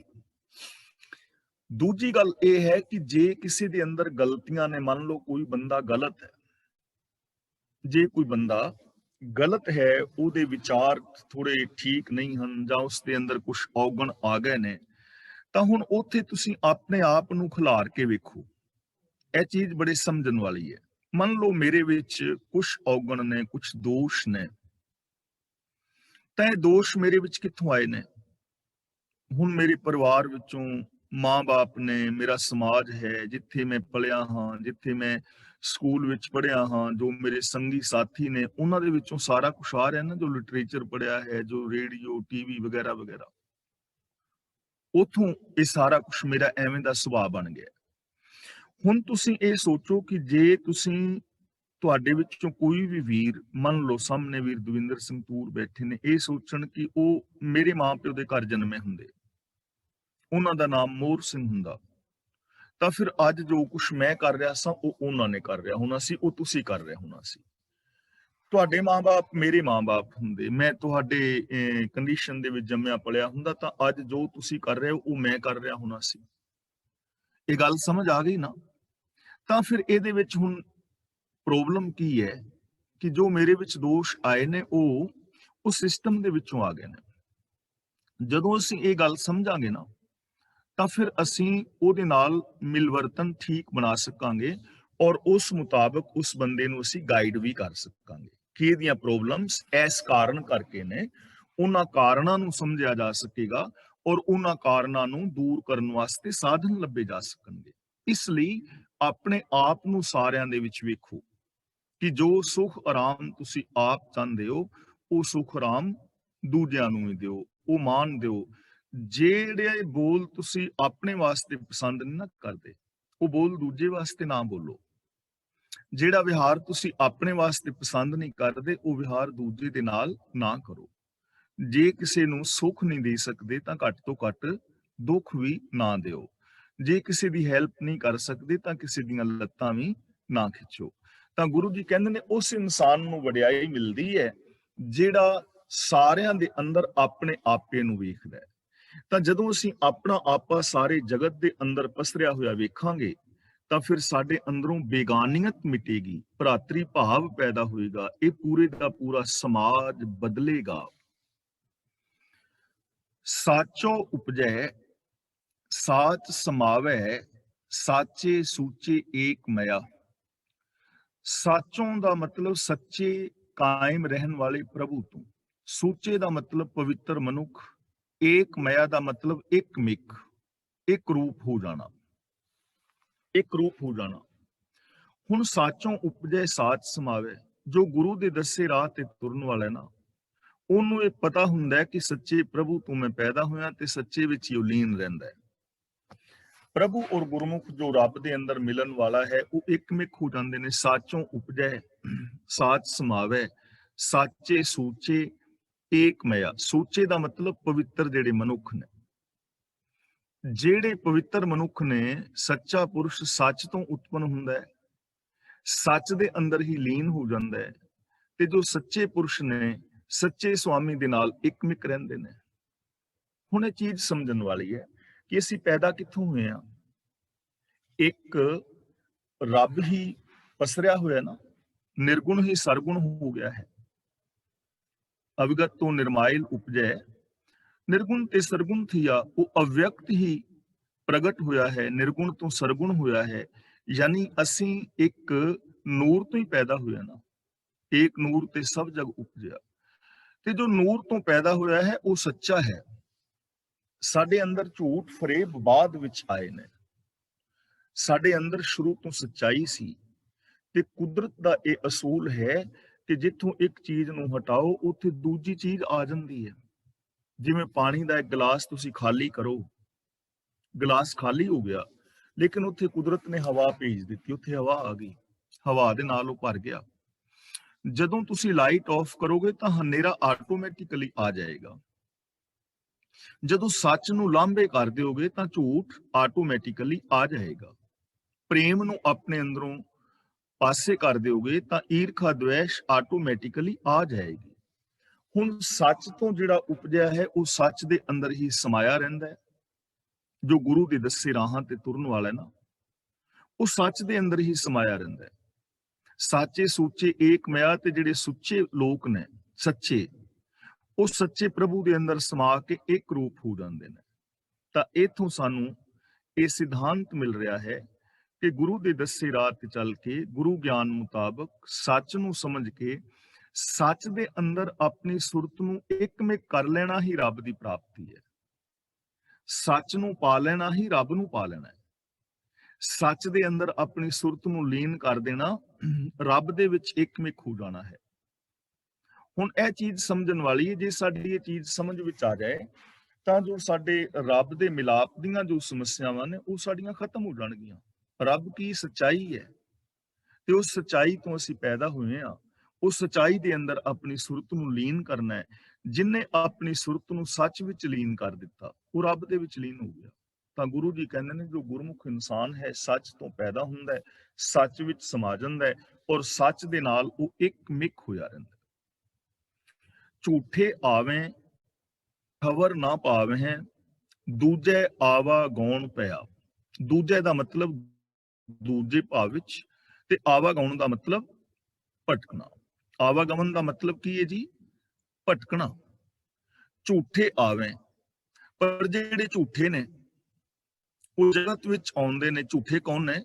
ਜਿਹੜੇ ਨਾਸ਼ਵੰਤ ਪਦਾਰਥਾਂ ਵਿੱਚ ਲੱਗੇ ਨੇ, ਜੋ ਝੂਠ ਦੇ ਅੰਦਰ ਲੱਗੇ ਨੇ। ਸੱਚੇ ਉਹ ਨੇ ਜੋ ਸੱਚ ਵਿੱਚ ਲੱਗੇ ਨੇ। ਝੂਠੇ ਉਹ ਨੇ ਜਿਨ੍ਹਾਂ ਨੇ ਸੱਚ ਨੂੰ ਆਪਣੀ ਜ਼ਿੰਦਗੀ ਚੋਂ ਕਿਨਾਰਾ ਕਰ ਦਿੱਤਾ ਹੈ, ਸੱਚ ਨੂੰ ਲਾਂਭੇ ਕਰ ਦਿੱਤਾ ਹੈ। ਤੇ ਜਿਨ੍ਹਾਂ ਦੇ ਜੀਵਨ ਵਿੱਚ ਸੱਚ ਨਹੀਂ, ਉਹਨਾਂ ਦੇ ਜੀਵਨ ਵਿੱਚ ਝੂਠ ਹੋਵੇਗਾ। ਤੇ ਜੋ ਝੂਠੇ ਪਦਾਰਥਾਂ ਵਿੱਚ ਲੱਗੇ ਹੋਏ ਆਏ ਨੇ, ਜਗਤ ਵਿੱਚ ਜ਼ਿੰਦਗੀ ਜੀ ਰਹੇ ਨੇ, ਠਵਰ ਨਾ ਪਾਵੇਂ, ਉਹਨਾਂ ਨੂੰ ਕੋਈ ਟਿਕਾਣਾ ਨਹੀਂ ਮਿਲਦਾ। ਟਿਕਾਣਾ ਦਾ ਮਤਲਬ ਉਹਨਾਂ ਦੀ ਸੁਰਤ ਟਿਕਦੀ ਨਹੀਂ, ਉਹਨਾਂ ਦਾ ਮਨ ਟਿਕਾਵ ਵਿੱਚ ਨਹੀਂ ਹੈ। ਕਿਉਂਕਿ ਜਿਹੜਾ ਬੰਦਾ ਸੱਚ ਨਾਲ ਜੁੜ ਗਿਆ ਉਹਦੀ ਸੁਰਤ ਤਾਂ ਟਿਕ ਗਈ, ਸੱਚ ਦੇ ਵਿੱਚ ਮਨ ਲੱਗ ਗਿਆ। ਪਰ ਹੁਣ ਜੋ ਸੱਚ ਦੇ ਵਿੱਚ ਨਹੀਂ ਟਿਕਿਆ ਉਹਦਾ ਮਨ ਅਨੇਕਾਂ ਵਿਕਾਰਾਂ ਵੱਲ ਭਟਕੇਗਾ। ਜਿੱਥੇ ਸੱਚ ਨਹੀਂ ਹੈ ਉੱਥੇ ਬਾਕੀ ਸਾਰੇ ਵਿਕਾਰ ਆਟੋਮੈਟਿਕਲੀ ਆ ਜਾਣਗੇ। ਸੱਚ ਜਿੱਥੇ ਨਹੀਂ ਉੱਥੇ ਝੂਠ ਵੀ ਆਏਗਾ, ਉੱਥੇ ਵਿਕਾਰ ਵੀ ਆਉਣਗੇ, ਪਾਪ ਵੀ ਆਉਣਗੇ, ਈਰਖਾ ਦਵੇਸ਼ ਵੀ ਆਏਗੀ, ਵੈਰ ਵਿਰੋਧ ਵੀ ਆਏਗਾ, ਹੰਕਾਰ ਵੀ ਆਏਗਾ, ਕਿੰਨੇ ਸਾਰੇ। ਤੇ ਚਾਰ ਚੁਫੇਰੇ ਫਿਰੇ ਮਨ ਜਿਹੜਾ ਹੈ ਭਟਕਦਾ ਰਹੇਗਾ, ਉਹਨੂੰ ਟਿਕਾਵ ਨਹੀਂ ਮਿਲਦਾ, ਉਹਦਾ ਮਨ ਭਟਕਦਾ ਰਹਿੰਦਾ ਹੈ। ਝੂਠੇ ਇਸ ਦੁਨੀਆ ਵਿੱਚ ਆਉਂਦੇ ਨੇ, ਜੋ ਝੂਠ ਦੇ ਨਾਲ ਲੱਗੇ ਨੇ, ਉਹਨਾਂ ਨੂੰ ਟਿਕਾਵ ਨਹੀਂ ਮਿਲਦਾ। ਦੂਜੇ ਆਵਾਗਾਉਣ ਪਿਆ। ਦੂਜੇ ਦਾ ਮਤਲਬ ਦ્વੈਤ ਭਾਵ ਵਿੱਚ, ਸੱਚ ਨੂੰ ਛੱਡ ਕੇ ਹੋਰ ਦੀ ਪ੍ਰੀਤ, ਉਹਦੇ ਕਰਕੇ ਉਹਨਾਂ ਦਾ ਭਟਕਣਾ ਬਣੀ ਰਹਿੰਦੀ ਹੈ। ਉਹਨਾਂ ਦੇ ਮਨ ਵਿੱਚ ਭਟਕਣਾ ਹੈ, ਮਨ ਭਟਕਦਾ ਰਹਿੰਦਾ ਹੈ, ਕਿਤੇ ਟਿਕਾਵ ਨਹੀਂ ਮਿਲਦਾ। ਔਰ ਐਸੇ ਲੋਕ ਵਿਕਾਰਾਂ ਦੇ ਅੰਦਰ ਖਚਤ ਹੋ ਕੇ ਸਾਰੀ ਜ਼ਿੰਦਗੀ ਵਿਕਾਰਾਂ ਵਿੱਚ ਭਟਕਦਿਆਂ ਗਵਾ ਦਿੰਦੇ ਨੇ। ਇੱਕ ਪਲ ਵਾਸਤੇ ਵੀ ਉਹਨਾਂ ਨੂੰ ਸ਼ਾਂਤੀ ਨਹੀਂ ਮਿਲਦੀ, ਆਪ ਵੀ ਸ਼ਾਂਤ ਨਹੀਂ ਰਹਿੰਦੇ, ਤੇ ਐਸੇ ਲੋਕ ਦੂਜਿਆਂ ਨੂੰ ਵੀ ਸ਼ਾਂਤ ਨਹੀਂ ਰਹਿਣ ਦਿੰਦੇ। ਆਪ ਵੀ ਉਹ ਦੁਖੀ ਨੇ ਔਰ ਸੰਸਾਰ ਅਤੇ ਸਮਾਜ ਵਿੱਚ ਵੀ ਉਹ ਦੁੱਖ ਦਾ ਕਾਰਨ ਬਣਦੇ ਨੇ। ਇਸ ਲਈ ਇਹ ਜੋਗੀਓ, ਸੱਚ ਦੇ ਨਾਲ ਜੁੜਨ ਦੀ ਜ਼ਰੂਰਤ ਹੈ। ਸੱਚ ਨੂੰ ਛੱਡ ਕੇ, ਰੱਬੀ ਸਿਸਟਮ ਨੂੰ ਛੱਡ ਕੇ ਦੁਐਤ ਦੇ ਨਾਲ ਪ੍ਰੀਤ ਪਾਇਆ, ਇਹ ਭਟਕਣਾ ਮਿਟ ਨਹੀਂ ਸਕਦੀ। ਤਾਂ ਇਸ ਭਟਕਣਾ ਨੂੰ ਮਿਟਾਉਣ ਵਾਸਤੇ ਸੱਚ ਦੇ ਨਾਲ ਜੁੜਨ ਦਾ ਯਤਨ ਕਰੋ। ਆਵਾ ਗੌਣ ਮਿਟੇ ਗੁਰ ਸ਼ਬਦੀ, ਆਪੇ ਬਖਸ਼ੈ ਆਪੇ ਪਰਖੈ ਬਖਸ਼ ਲਿਆ। ਆਵਾ ਗੌਣ ਮਿਟੇ ਗੁਰ ਸ਼ਬਦੀ, ਆਪੇ ਪਰਖੈ ਬਖਸ਼ ਲਿਆ। ਇਹ ਜੋ ਆਵਾ ਗੌਣ ਹੈ, ਆਵਾ ਗੌਣ ਦਾ ਮਤਲਬ ਕੀ ਹੈ ਜੀ? ਬੋਲ ਕੇ ਦੱਸੋਗੇ। ਆਵਾ ਗੌਣ ਭਟਕਣਾ, ਆਵਾ ਗੌਣ ਭਟਕਣਾ। ਮਿਟੈ ਗੁਰ ਸ਼ਬਦੀ, ਇਹ ਜੋ ਭਟਕਣਾ ਹੈ ਮਨ ਦੀ, ਇਹ ਗੁਰੂ ਦੇ ਸ਼ਬਦ ਰਾਹੀਂ, ਗਿਆਨ ਰਾਹੀਂ ਮਿਟੇਗੀ। ਗਿਆਨ ਰਾਹੀਂ, ਜੇ ਸਾਨੂੰ ਆਪਣੀ ਜ਼ਿੰਦਗੀ ਦਾ ਗਿਆਨ ਹੋ ਜਾਏ ਕਿ ਕੀ ਸੱਚ ਹੈ, ਕੀ ਝੂਠ ਹੈ, ਕੀ ਗਲਤ ਹੈ, ਕੀ ਠੀਕ ਹੈ, ਕੀ ਆਤਮ ਹੈ, ਕੀ ਅਨਾਤਮ ਹੈ, ਕੀ ਧਰਮ ਹੈ, ਕੀ ਅਧਰਮ ਹੈ, ਕੀ ਪੁੰਨ ਹੈ, ਕੀ ਪਾਪ ਹੈ, ਕੀ ਹਾਨੀ ਹੈ, ਕੀ ਲਾਭ ਹੈ, ਕੀ ਜੀਵਨ ਹੈ, ਕੀ ਮੌਤ ਹੈ, ਕੀ ਸੁੱਖ ਹੈ, ਕੀ ਦੁੱਖ ਹੈ, ਜੇ ਇਹਨਾਂ ਚੀਜ਼ਾਂ ਦੀ ਸਮਝ ਆ ਜਾਏ ਤਾਂ ਬੰਦਾ ਸੱਚ ਦੇ ਨਾਲ ਜੁੜ ਜਾਏਗਾ ਤੇ ਉਸ ਬੰਦੇ ਦੀ ਭਟਕਣਾ ਮਿਟ ਜਾਏਗੀ, ਉਹਨੂੰ ਆਪਣੀ ਜ਼ਿੰਦਗੀ ਦਾ ਗੋਲ ਮਿਲ ਜਾਏਗਾ। ਜਿਸ ਮਨੁੱਖ ਦਾ ਕੋਈ ਗੋਲ ਨਹੀਂ, ਉਹ ਬੰਦੇ ਦੀ ਜ਼ਿੰਦਗੀ ਵਿੱਚ ਭਟਕਣਾ ਰਹੇਗੀ। ਏਮਲੈਸ ਜ਼ਿੰਦਗੀ, ਆਵਾਗਮਨ, ਏਮਲੈਸ ਜ਼ਿੰਦਗੀ, ਕੋਈ ਏਮ ਹੀ ਨਹੀਂ ਹੈ। ਰਾਜਨੀਤਿਕ, ਧਾਰਮਿਕ, ਆਰਥਿਕ, ਸਮਾਜਿਕ, ਸਰੀਰਕ, ਮਾਨਸਿਕ, ਬੌਧਿਕ, ਆਤਮਿਕ, ਪਰਿਵਾਰਕ, ਵਿਵਹਾਰਕ ਤੌਰ ਤੇ ਕੋਈ ਗੋਲ ਹੀ ਨਹੀਂ, ਤਾਂ ਉਹ ਭਟਕਦਾ ਹੀ ਰਹੇਗਾ ਨਾ। ਤਾਂ ਇਹ ਜੋ ਭਟਕਣਾ ਹੈ, ਇਹ ਗੁਰੂ ਦੇ ਸ਼ਬਦ ਰਾਹੀਂ ਮਿਟੇਗੀ। ਗੁਰੂ ਸ਼ਬਦ ਦਾ ਮਤਲਬ ਗੁਰੂ ਦਾ ਗਿਆਨ, ਗੁਰੂ ਦੀ ਵਿਚਾਰਧਾਰਾ, ਗੁਰੂ ਦੀ ਫਿਲਾਸਫੀ, ਗੁਰੂ ਦਾ ਦਿੱਤਾ ਵੇ ਆਫ ਲਾਈਫ। ਆਪੇ ਪਰਖੇ ਬਖਸ਼ ਲਿਆ। ਆਪੇ ਪਰਖੇ ਦਾ ਮਤਲਬ ਗੁਰੂ ਸ਼ਬਦ ਵਿੱਚ ਜੁੜੇ ਮਨੁੱਖ ਨੂੰ ਪ੍ਰਭੂ ਆਪ ਹੀ ਪਰਖ ਲੈਂਦਾ, ਪਛਾਣ ਲੈਂਦਾ, ਉਹਦੇ ਤੇ ਮਿਹਰ ਕਰਦਾ। ਸਵਾਮੀ ਖੁਦ ਹੀ ਪਰਖਦਾ ਤੇ ਮੁਆਫੀ ਬਖਸ਼ਦਾ। ਹੁਣ ਦੇਖੋ, ਉਹ ਬੰਦਾ ਆਟੋਮੈਟਿਕਲੀ ਪਰਖਿਆ ਜਾਏਗਾ। ਹੁਣ ਕਿਵੇਂ ਪਰਖਿਆ ਜਾਏਗਾ? ਸਾਡੀ ਸਾਰਿਆਂ ਦੀ ਪਰਖ ਹੋ ਰਹੀ ਹੈ ਇਸ ਦੁਨੀਆ ਵਿੱਚ। ਜਦੋਂ ਅਸੀਂ ਜ਼ਿੰਦਗੀ ਜੀਂਦੇ ਆ ਨਾ, ਇੱਕ ਦੂਜੇ ਨਾਲ ਮਿਲਦੇ ਆ ਸਮਾਜ ਵਿੱਚ, ਪੂਰੀ ਦੀ ਪੂਰੀ ਦੁਨੀਆ, ਤਾਂ ਉੱਥੇ ਹਰ ਇੱਕ ਦੀ ਪਰਖ ਹੋ ਰਹੀ ਹੈ। ਅਸੀਂ ਹਰ ਇੱਕ ਬਾਰੇ ਕੁਝ ਕਮੈਂਟ ਕਰ ਰਹੇ ਹਾਂ ਨਾ ਕਿ ਉਹ ਫਲਾਂ ਬੰਦੇ ਦਾ ਸੁਭਾਅ ਠੀਕ ਨਹੀਂ ਹੈ, ਉਹਦੇ ਵਿੱਚ ਗੁੱਸਾ ਹੈ, ਉਹ ਲਾਲਚੀ ਹੈ, ਉਹ ਫਲਾਂ ਬੰਦਾ ਯਾਰ ਬੜਾ ਸੰਤੋਖੀ ਹੈ, ਫਲਾਂ ਬੰਦਾ ਬੜਾ ਚੰਗਾ ਹੈ, ਫਲਾਂ ਭੈਣ ਬਹੁਤ ਚੰਗੀ ਹੈ, ਰੱਬ ਵਰਗਾ ਬੰਦਾ ਹੈ, ਫਲਾਂ ਬੰਦਾ ਉਹ ਤਾਂ ਬਹੁਤ ਨਿਕੰਮਾ ਹੈ। ਤਾਂ ਪਰਖ ਹੋ ਰਹੀ ਹੈ ਨਾ ਹਰ ਥਾਂ ਦੇ ਉੱਤੇ। ਜੋ ਸੱਚ ਦੀ ਕਸਵੱਟੀ ਤੇ ਪੂਰਾ ਉਤਰੇਗਾ, ਉਹ ਰਹਿਮਤ ਦਾ ਪਾਤਰ ਬਣ ਜਾਏਗਾ। ਤਾਂ ਜੋ ਸਾਡੀ ਪਰਖ ਵਿੱਚ ਹੀ ਪੂਰਾ ਨਹੀਂ ਉਤਰ ਰਿਹਾ ਵਿਚਾਰਾ, ਮਤਲਬ ਆਮ ਸਮਾਜ ਦੇ ਅੰਦਰ ਜਿਸ ਦਾ ਜੀਵਨ ਠੀਕ ਨਹੀਂ ਹੈ, ਜਿਹਦਾ ਵਿਹਾਰ ਠੀਕ ਨਹੀਂ ਹੈ, ਜੋ ਆਪਣੇ ਰਿਸ਼ਤੇਦਾਰਾਂ ਨਾਲ, ਸੱਜਣਾ ਮਿੱਤਰਾਂ ਨਾਲ, ਪਰਿਵਾਰ ਨਾਲ ਵੀ ਠੀਕ ਨਹੀਂ ਵਰਤਦਾ, ਤੇ ਜੇ ਉਹ ਭੇਖ ਧਾਰਨ ਕਰੇ, ਉਹ ਸਮਾਧੀਆਂ ਲਾਏ, ਤੇ ਉਹ ਕਵੇ ਮੈਂ ਰੱਬੀ ਦਰ ਤੇ ਪ੍ਰਵਾਨ ਹੋ ਜਾਵਾਂ, ਤੇ ਕਿਵੇਂ ਪ੍ਰਵਾਨ ਹੋ ਜਾਏਗਾ? ਜਿਵੇਂ ਹੁਣ ਮੈਂ ਆਮ ਕਰਕੇ ਭਗਤ ਪੂਰਨ ਸਿੰਘ ਜੀ ਦਾ ਨਾਮ ਲੈਂਦਾ ਵਾਂ, ਪਰਖ ਵਿੱਚ ਪੂਰੇ ਉਤਰੇ ਨਾ, ਪੂਰੇ ਸਮਾਜ ਨੂੰ ਪ੍ਰਵਾਨ ਹੈ। ਤੇ ਜਦੋਂ ਪਰਖ ਹੁੰਦੀ ਹੈ ਤਾਂ ਪੰਚ ਪ੍ਰਵਾਨ, ਪੰਚ ਪ੍ਰਧਾਨ, ਪੰਚੇ ਭਾਵੇਂ ਦਰਗਾਹ ਮਾਨ, ਪੰਚੇ ਸੋਹੈ ਦਰ ਰਾਜਾਨ, ਉਹ ਪਰਖ ਦੇ ਅੰਦਰ ਪੂਰੇ ਉਤਰਦੇ ਨੇ। ਜਿੱਥੇ ਵੀ ਉਹ ਜਾਣਗੇ, ਉਹਨਾਂ ਨੂੰ ਮਾਨ, ਆਦਰ ਔਰ ਸਤਿਕਾਰ ਮਿਲੇਗਾ। ਤਾਂ ਇਹ ਜੋ ਭਟਕਣਾ ਹੈ, ਇਹ ਜੋਗੀ ਜਨੋ ਗੁਰੂ ਦੇ ਸ਼ਬਦ ਰਾਹੀਂ, ਗਿਆਨ ਰਾਹੀਂ ਮਿਟਦੀ ਹੈ। ਸਮਾਧੀਆਂ ਲਾਉਣ ਨਾਲ ਨਹੀਂ, ਜੰਗਲਾਂ ਵਿੱਚ ਵਿਚਰਨ ਨਾਲ ਨਹੀਂ, ਭੇਖ ਧਾਰਨ ਦੇ ਨਾਲ ਨਹੀਂ, ਪਹਾੜਾਂ ਤੇ ਚੜਿਆ, ਗੁਫਾਵਾਂ ਵਿੱਚ ਵੜਿਆ, ਭੋਰਿਆਂ ਦੇ ਵਿੱਚ ਵੜਿਆ ਨਹੀਂ ਇਹ ਭਟਕਣਾ ਮਿਟਦੀ। ਤੇ ਜਿਹਦੀ ਭਟਕਣਾ ਮਿਟ ਜਾਂਦੀ ਹੈ, ਗੁਰ ਸ਼ਬਦ ਦੇ ਨਾਲ ਜੋ ਜੁੜ ਜਾਂਦਾ ਹੈ, ਪ੍ਰਭੂ ਉਹਨੂੰ ਪਰਖਦਾ ਹੈ, ਉਹ ਪਰਖ ਦੇ ਅੰਦਰ ਪੂਰਾ ਉਤਰਦਾ ਹੈ, ਉਹਨੂੰ ਬਖਸ਼ ਲਿਆ ਜਾਂਦਾ ਹੈ। ਯਾਨੀ ਉਹ ਸਿਸਟਮ ਦੇ ਅੰਦਰ ਯੂਨੀਵਰਸਲ ਟਰੁੱਥ ਦੇ ਬੇਸ ਤੇ ਪੂਰਾ ਉਤਰ ਰਿਹਾ ਹੈ, ਉਹ ਰੱਬ ਦੀ ਰਹਿਮਤ ਦਾ ਪਾਤਰ ਹੈ। ਏਕਾ ਵੇਦਨ ਦੂਜੇ ਵਿਆਪੀ, ਨਾਮ ਰਸਾਇਣ ਵਿਸਰਿਆ। ਵੇਦਨ ਦਾ ਮਤਲਬ ਪੀੜਾ, ਦੂਜੇ ਦਾ ਮਤਲਬ ਦੂਜੇ ਭਾਵ ਦੇ ਕਾਰਨ, ਤੇ ਰਸਾਇਣ ਦਾ ਮਤਲਬ ਹੈ ਰਸਾਂ ਦਾ ਕਾਰਨ। ਪ੍ਰਭੂ ਨੂੰ ਛੱਡ ਕੇ ਹੋਰ ਦੇ ਨਾਲ ਪਿਆਰ ਕਰਨੀ। ਵਿਆਪੀ ਦਾ ਮਤਲਬ ਸਤਾ ਰਹੀ ਹੈ। ਪਰ ਜਿਨ੍ਹਾਂ ਨੂੰ ਸਾਰੇ ਰਸਾਂ ਦਾ ਘਰ ਪ੍ਰਭੂ ਵਿਸਰ ਗਿਆ ਹੈ, ਨਾਮ ਰਸਾਇਣ, ਨਾਮ ਦਾ ਮਤਲਬ ਰੱਬ ਦਾ ਹੁਕਮ, ਹੁਕਮ ਹੀ ਸਾਰੇ ਰਸਾਂ ਦਾ ਘਰ ਹੈ। ਸੁਖਮਨੀ ਸਾਹਿਬ ਵਿੱਚ ਅਸਾਂ ਵਿਚਾਰਿਆ ਹੈ ਨਾ, ਸੁਖਮਨੀ ਸੁਖ ਅੰਮ੍ਰਿਤ ਪ੍ਰਭ ਨਾਮ, ਭਗਤ ਜਨਾ ਕੇ ਮਨ ਵਿਸਰਾਮ, ਕਿ ਸਾਰੇ ਸੁੱਖਾਂ ਦਾ ਮੂਲ ਰੱਬ ਦਾ ਹੁਕਮ ਹੈ। ਰਸਾਇਣ ਦਾ ਮਤਲਬ ਹੈ ਸਾਰੇ ਰਸਾਂ ਦਾ ਘਰ। ਰਸਾਇਣ ਸੰਧੀ ਵਿਛੇਦ ਕਰਾਂਗੇ, ਦੋ ਸ਼ਬਦ ਬਣਨਗੇ, ਰਸ ਪਲਸ ਆਇਣ। ਆਇਣ ਦਾ ਮਤਲਬ ਘਰ, ਰਸਾਂ ਦਾ ਘਰ। ਰਸਾਂ ਦਾ ਘਰ ਕੀ ਹੈ? ਨਾਮ। ਨਾਮ ਦਾ ਮਤਲਬ ਹੁਕਮ। ਹੁਕਮ ਸਾਰੇ ਰਸਾਂ ਦਾ ਘਰ ਹੈ। ਹੁਕਮ ਦਾ ਮਤਲਬ ਸਿਸਟਮ, ਰਿਕੁਆਇਰਮੈਂਟ ਹੈ ਨਾ ਹਰ ਸੁੱਖ ਦੀ। ਜੇ ਕੋਈ ਬੰਦਾ ਸੁੱਖ ਚਾਹੁੰਦਾ ਹੈ ਤਾਂ ਉਸ ਸੁੱਖ ਵਾਸਤੇ ਰਿਕੁਆਇਰਮੈਂਟ ਹੈ। ਉਹ ਰਿਕੁਆਇਰਮੈਂਟ ਪੂਰੀ ਕਰਾਂਗੇ ਤਾਂ ਸਾਨੂੰ ਉਹ ਸੁੱਖ ਮਿਲੇਗਾ।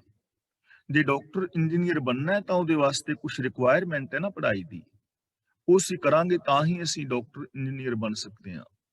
ਜੇ ਮਕਾਨ ਬਣਾਉਣਾ ਹੈ ਤਾਂ ਉਹਦੇ ਵਾਸਤੇ ਰਿਕੁਆਇਰਮੈਂਟ ਹੈ। ਜੇ ਅਸੀਂ ਮਾਨਸਿਕ ਤੌਰ ਤੇ ਸ਼ਾਂਤ ਹੋਣਾ ਚਾਹੁੰਦੇ ਹਾਂ ਤਾਂ ਉਹਦੇ ਵਾਸਤੇ ਰਿਕੁਆਇਰਮੈਂਟ ਹੈ ਨਾ, ਪੂਰੀ ਕਰਨੀ ਪਵੇਗੀ। ਹੁਕਮ, ਸਿਸਟਮ। ਤਾਂ ਗੁਰੂ ਪਾਤਸ਼ਾਹ ਜੀ ਕਹਿੰਦੇ ਨੇ, ਜਿਨ੍ਹਾਂ ਨੂੰ ਸਾਰੇ ਰਸਾਂ ਦਾ ਘਰ ਪ੍ਰਭੂ ਦਾ ਹੁਕਮ ਵਿਸਰ ਜਾਂਦਾ ਹੈ, ਉਹਨਾਂ ਨੂੰ ਦੂਜੇ ਭਾਵ ਦੇ ਅੰਦਰ ਫਸਣ ਕਰਕੇ ਹਉਮੈ ਦੀ ਪੀੜਾ ਵਿਆਪਤੀ ਰਹਿੰਦੀ ਹੈ। ਏਕਾ ਬੇਦਨ ਦੂਜੇ ਵਿਆਪੀ। ਉਹਨਾਂ ਨੂੰ ਇੱਕ ਪੀੜਾ ਹਮੇਸ਼ਾ ਵਿਆਪਤੀ ਰਹਿੰਦੀ ਹੈ।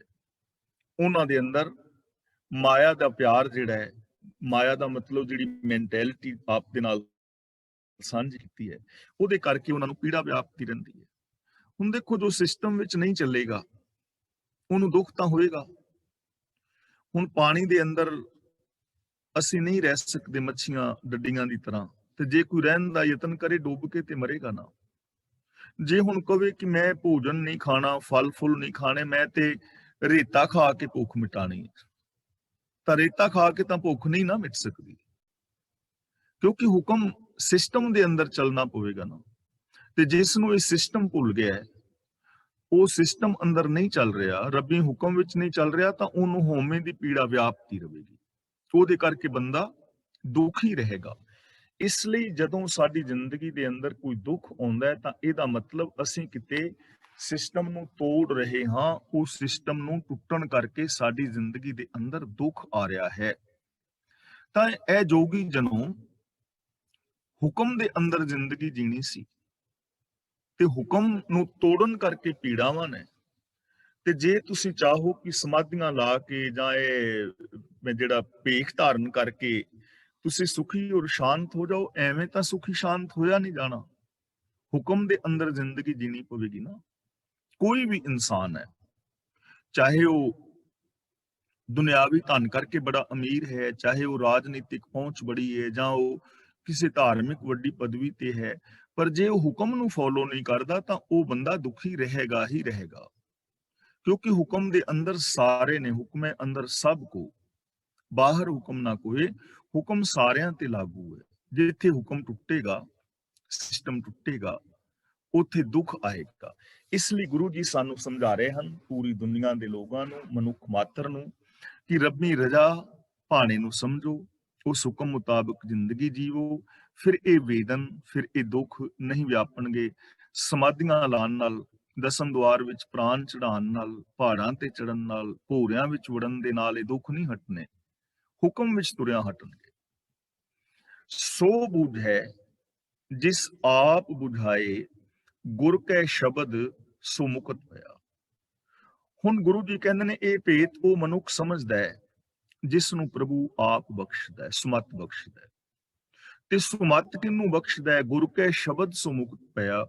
ਗੁਰੂ ਦੇ ਸ਼ਬਦ ਵਿੱਚ ਜੁੜਨ ਦੇ ਕਾਰਨ ਮਨੁੱਖ ਇਹਨਾਂ ਵਿਕਾਰਾਂ ਤੋਂ, ਪੀੜਾਵਾਂ ਤੋਂ, ਵੇਦਨਾ ਤੋਂ, ਹਉਮੈ ਤੋਂ ਮੁਕਤ ਹੋ ਜਾਂਦਾ। ਸੋ ਬੁਝੈ ਜਿਸ ਆਪ ਬੁਝਾਏ, ਜਿਹਨੂੰ ਆਪ ਬੁਝਾਉਂਦਾ ਹੈ। ਹੁਣ ਆਪ ਕੌਣ ਹੈ? ਸਾਡਾ ਆਪਣਾ ਆਪਾ ਸਾਡੇ ਅੰਦਰ ਹੀ ਬੈਠਾ ਹੋਇਆ ਨਾ। ਹੁਣ ਆਪਣਾ ਆਪਾ ਕਿਹਨੂੰ ਬੁਝਾਉਂਦਾ ਹੈ? ਕਿਵੇਂ ਉਹਦਾ ਜਿਹੜਾ ਹੈ, ਅਸੀਂ ਕਿਵੇਂ ਸਮਝ ਸਕੀਏ ਕਿ ਸਾਨੂੰ ਪ੍ਰਭੂ ਬੁਝਾ ਰਿਹਾ? ਉਹਦਾ ਸਾਧਨ ਕੀ ਹੈ? ਉਹਦੇ ਵਾਸਤੇ ਸਾਧਨ ਹੈ ਕਿ ਗੁਰ ਕੈ ਸ਼ਬਦ ਸੋ ਮੁਕਤ ਪਿਆ। ਗੁਰੂ ਦੇ ਸ਼ਬਦ ਰਾਹੀਂ, ਗੁਰੂ ਦੇ ਉਪਦੇਸ਼ ਰਾਹੀਂ ਉਹ ਬੰਦਾ ਮੁਕਤ ਹੋ ਜਾਂਦਾ ਹੈ। ਯਾਨੀ ਇਹਦਾ ਸਾਰਾ ਭਾਵ ਪੰਕਤੀ ਦਾ ਇਹ ਹੋਏਗਾ ਕਿ ਜੋ ਗੁਰੂ ਦੇ ਸ਼ਬਦ ਨੂੰ ਸਮਝੇਗਾ, ਗੁਰੂ ਦੇ ਗਿਆਨ ਨੂੰ, ਗੁਰੂ ਦੇ ਉਪਦੇਸ਼ ਨੂੰ, ਗੁਰੂ ਦੇ ਵੇ ਆਫ ਲਾਈਫ ਨੂੰ, ਗੁਰੂ ਦੀ ਫਿਲਾਸਫੀ, ਗੁਰੂ ਦੀ ਵਿਚਾਰਧਾਰਾ ਨੂੰ ਜੋ ਸਮਝ ਲਵੇਗਾ, ਮੰਨ ਲਵੇਗਾ, ਅਪਣਾ ਲਵੇਗਾ, ਉਹ ਬੰਦਾ ਮੁਕਤ ਹੋ ਜਾਏਗਾ ਤੇ ਉਹਨੂੰ ਸਮਝ ਪੈ ਜਾਏਗੀ ਕਿ ਪ੍ਰਭੂ ਆਪ ਹੀ ਮੈਨੂੰ ਆਪਣਾ ਆਪਾ ਬੁਝਾ ਰਿਹਾ ਹੈ। ਉਹਨੂੰ ਆਪਣਾ ਆਪਾ ਬੁਝ ਜਾਏਗਾ, ਉਹ ਚਾਰ ਚੁਫੇਰੇ ਉਸ ਪ੍ਰਭੂ ਨੂੰ ਵੇਖ ਲਵੇਗਾ। ਇਸ ਲਈ ਸਾਡੇ ਵਾਸਤੇ ਜੋ ਮੇਨ ਚੀਜ਼ ਹੈ ਉਹ ਹੈ ਗੁਰੂ ਗਿਆਨ ਦੀ ਅਗਵਾਈ ਦੇ ਅੰਦਰ ਜ਼ਿੰਦਗੀ ਜੀਣੀ, ਗੁਰਮਤਿ ਆਸ਼ੇ ਅਨੁਸਾਰ ਜ਼ਿੰਦਗੀ ਜੀਣੀ। ਜੇ ਗੁਰਮਤਿ ਤੋਂ ਉਲਟ, ਗਿਆਨ ਤੋਂ ਉਲਟ, ਗਿਆਨ ਗੁਰੂ ਦੀ ਅਗਵਾਈ ਤੋਂ ਉਲਟ ਅਸੀਂ ਕੋਈ ਕਰਮ ਕਰਦੇ ਹਾਂ ਤਾਂ ਉਹਨਾਂ ਦਾ ਸਾਨੂੰ ਲਾਭ ਨਹੀਂ ਹੋ ਸਕਦਾ, ਬੇਸ਼ੱਕ ਉਹ ਧਰਮ ਦੇ ਨਾਮ ਤੇ ਹੀ ਕਿਉਂ ਨਾ ਕੀਤੇ ਜਾ ਰਹੇ ਹੋਣ। ਦੇਖ ਲਓ ਇਸ ਦੁਨੀਆ ਵਿੱਚ ਕਿੰਨੇ ਕਰਮ ਨੇ ਜੋ ਧਰਮ ਦੇ ਨਾਮ ਤੇ ਕੀਤੇ ਜਾ ਰਹੇ ਨੇ, ਚਾਹੇ ਉਹ ਤੀਰਥ ਯਾਤਰਾਵਾਂ ਨੇ, ਚਾਹੇ ਉਹ ਵਰਤ ਨਰਾਤੇ ਸਰਾਧ ਨੇ, ਚਾਹੇ ਉਹ ਜੋਤਾਂ ਵਗੈਰਾ ਜਗਾਣੀਆਂ ਨੇ, ਜਾਂ ਅਗਰਬੱਤੀਆਂ ਧੂਫਾਂ ਤਖਾਣੀਆਂ ਨੇ, ਫੋਟੋਆਂ ਅੱਗੇ ਭੋਜਨ ਰੱਖ ਕੇ ਜੋ ਆਪਣੇ ਭੋਗ ਵਗੈਰਾ ਲਗਾਣੇ ਨੇ, ਜਾਂ ਹੋਰ ਕਰਮਕਾਂਡ ਨੇ, ਜੋਗੀਆਂ ਵਾਲੀਆਂ ਸਮਾਧੀਆਂ ਨੇ, ਜਿੰਨੇ ਮਰਜ਼ੀ ਨੇ ਧਰਮ ਦੇ ਨਾਮ ਤੇ ਕੀਤੇ ਜਾ ਰਹੇ ਨੇ ਨਾ, ਤਾਂ ਇਹਨਾਂ ਦਾ ਸਾਨੂੰ ਲਾਭ ਹੋ ਨਹੀਂ ਰਿਹਾ, ਔਰ ਨਾ ਹੀ ਲਾਭ ਹੋਣਾ ਹੈ। ਕਿਉਂਕਿ ਲਾਭ ਹੋਣਾ ਹੈ ਸਿਸਟਮ ਵਿੱਚ ਤੁਰਿਆ, ਲਾ ਆਫ ਨੇਚਰ ਨੂੰ ਸਮਝਿਆ, ਰੱਬੀ ਹੁਕਮ ਨੂੰ ਸਮਝਿਆ। ਤਾਂ ਗੁਰੂ ਗਿਆਨ ਸਾਡੇ ਵਾਸਤੇ ਅਤਿਅੰਤ ਜ਼ਰੂਰੀ ਹੈ। ਤਾਂ ਅਸੀਂ ਸਿੱਖ ਜਗਤ ਵਾਸਤੇ ਤਾਂ ਘੱਟ ਤੋਂ ਘੱਟ ਇਹ ਕਹਿ ਸਕਦੇ ਹਾਂ ਕਿ ਅਸੀਂ ਸ੍ਰੀ ਗੁਰੂ ਗ੍ਰੰਥ ਸਾਹਿਬ ਜੀ ਦੀ ਪਾਵਨ ਬਾਣੀ ਮੁਤਾਬਕ ਜ਼ਿੰਦਗੀ ਜੀਣੀ ਹੈ। ਵੈਸੇ ਜੋ ਗੁਰਬਾਣੀ ਹੈ ਉਹ ਸਾਰੇ ਸੰਸਾਰ ਵਾਸਤੇ ਹੈ, ਸਰਬ ਸਾਂਝੀ ਹੈ, ਸਰਬਦੇਸ਼ੀ ਹੈ, ਸਰਬਕਾਲੀ ਹੈ।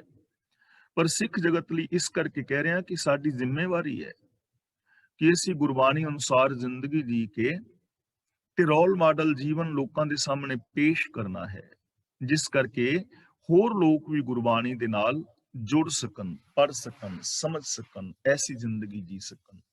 ਤਾਂ ਉਹ ਮਨੁੱਖ ਸਮਝਦਾ ਹੈ ਜਿਸ ਨੂੰ ਪ੍ਰਭੂ ਆਪ ਸਮਝ ਬਖਸ਼ਦਾ ਹੈ, ਤੇ ਗੁਰੂ ਦੇ ਸ਼ਬਦ ਵਿੱਚ ਜੁੜਨ ਦੇ ਕਾਰਨ ਮਨੁੱਖ ਹਉਮੈ ਤੋਂ ਔਰ ਵਿਕਾਰਾਂ ਤੋਂ ਆਜ਼ਾਦ ਹੋ ਜਾਂਦਾ। ਨਾਨਕ, ਇੱਥੇ ਥੋੜਾ ਜਿਹਾ ਰੁਕਾਂਗੇ। ਨਾਨਕ ਤਾਰੇ ਤਾਰਨ ਹਾਰਾ, ਹਉਮੈ ਦੂਜਾ ਪਰ ਹਰਿਆ। ਨਾਨਕ ਤਾਰੇ ਤਾਰਨ ਹਾਰਾ, ਹਉਮੈ ਦੂਜਾ ਪਰ ਹਰਿਆ। हे ਨਾਨਕ, ਜਿਸ ਨੇ ਹਉਮੈ ਤੇ ਦੂਜਾ ਭਾਵ ਤਿਆਗ ਦਿੱਤਾ ਹੈ।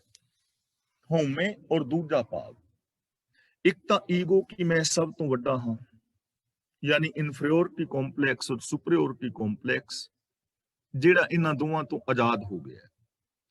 ਦੇਖੋ, ਇਨਫੀਰੀਓਰਿਟੀ ਕੰਪਲੈਕਸ ਵੀ ਇੱਕ ਬਿਮਾਰੀ ਹੈ, ਰੋਗ ਹੈ, ਜੋ ਮਨੁੱਖ ਨੂੰ ਖੁਸ਼ੀਆਂ ਤੋਂ ਵਾਂਝਾ ਕਰ ਦਿੰਦਾ ਹੈ। ਨੈਗੇਟਿਵਿਟੀ ਆ ਜਾਂਦੀ ਹੈ ਕਿ ਮੈਂ ਕੁਝ ਵੀ ਕਰਨ ਜੋਗਾ ਨਹੀਂ, ਮੇਰੀ ਯਾਦਦਾਸ਼ਤ ਕਮਜ਼ੋਰ ਹੈ, ਮੈਨੂੰ ਤਾਂ ਲੋਕ ਪਸੰਦ ਨਹੀਂ ਕਰਦੇ, ਮੈਂ ਤਾਂ ਨਕੰਮਾ ਹਾਂ, ਮੈਂ ਤਾਂ ਕਾਮਯਾਬ ਨਹੀਂ ਹੋ ਸਕਦਾ, ਮੈਂ ਤਾਂ ਐਵੇਂ ਹੀ ਹਾਂ, ਰੱਬ ਮੈਨੂੰ ਤੇ ਚੁੱਕ ਹੀ ਲਵੇ ਤੇ ਠੀਕ ਹੈ। ਜਿਹਦੇ ਅੰਦਰ ਐਸੀਆਂ ਭਾਵਨਾਵਾਂ ਨੇ ਉਹ ਸੁਖੀ ਔਰ ਸ਼ਾਂਤ ਨਹੀਂ ਹੋ ਸਕਦਾ। ਇਹ ਹਉਮੈ ਦਾ ਹੀ ਵਿਗੜਿਆ ਹੋਇਆ ਰੂਪ ਹੈ। ਤੇ ਦੂਜਾ ਬੰਦਾ ਇਹ ਸੋਚਦਾ ਹੈ ਕਿ ਮੈਂ ਹੀ ਸਭ ਕੁਝ ਹਾਂ, ਉਹ ਵੀ ਹਉਮੈ ਦਾ ਵਿਗੜਿਆ ਹੋਇਆ ਰੂਪ ਹੈ, ਜਿਹੜਾ ਇਸ ਹਉਮੈ ਨੂੰ ਤਿਆਗ ਦਿੰਦਾ ਹੈ। ਹਉਮੈ ਤੇ ਦੂਜਾ, ਦੂਜੇ ਦਾ ਮਤਲਬ ਦ્વੈਤ ਭਾਵ, ਮੇਰ ਤੇਰ ਦੇ ਵਿਤਕਰੇ। ਆਪਣੇ ਵਾਸਤੇ ਕੁਝ ਬੰਦਾ ਹੋਰ ਸੋਚਦਾ ਹੈ, ਦੂਜੇ ਵਾਸਤੇ ਕੁਝ ਹੋਰ ਸੋਚਦਾ ਹੈ। ਆਪਣਿਆਂ ਦੇ ਨਾਲ ਵਿਹਾਰ ਹੋਰ ਕਰਦਾ ਹੈ, ਦੂਜਿਆਂ ਦੇ ਨਾਲ ਵਿਹਾਰ ਹੋਰ ਕਰਦਾ ਹੈ। ਆਪਣੇ ਵਾਸਤੇ ਮਾਨ ਆਦਰ ਸਤਿਕਾਰ ਚਾਹੁੰਦਾ ਹੈ, ਲੇਕਿਨ ਦੂਜਿਆਂ ਦਾ ਨਿਰਾਦਰ ਕਰਦਾ ਹੈ।